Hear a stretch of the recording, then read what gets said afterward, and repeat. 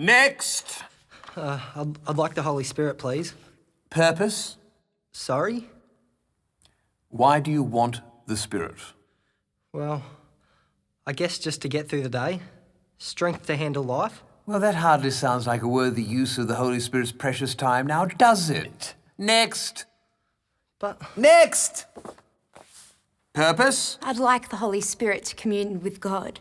Yes, but it says here that you don't raise hands in worship. What difference does that make? Raising of hands is of vital importance in receiving the Spirit. Oh, is it like some kind of antenna thing? It says here that you always sit in the back at the church. So? The Holy Spirit is always best felt in the first 3 rows. Look, when one receives the Holy Spirit, one commits to worshipping in a certain way.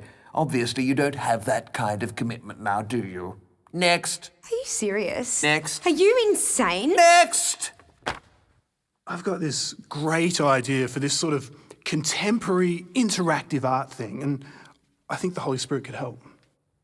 What? You know, sort of a open, free worship where people have the freedom to express themselves and become one with God. How many praise songs will there be? I don't know. It depends on how the Spirit moves us. The Holy Spirit moves best with 3 to 5 praise songs sung between 9 a.m. and 12 p.m. of a Sunday morning. But man, I think the kingdom cause can be really... I have no idea what kingdom you're talking about, but it sounds like a ghastly place. What about diversity and freedom of worship? Oh, get out of here, you hippie! Next! I'd like the Holy Spirit, please. Wouldn't we all? I want to connect with God more. But it says here your church only has 12 people. Well, we may be small, but we're faithful. And only 1 musician a service? It's good enough for us. My dear, the Holy Spirit is a very busy being of divine consonance and only does appearances to crowds of 100 or more. Next. But Next! Yes? Hi. Hello?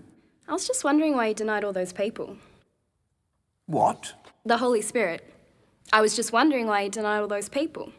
And I guess I was wondering how you think you could. My dear, the Holy Spirit is a very busy, very precious individual. The thing you need to understand is that the Holy Spirit is... A gift to all.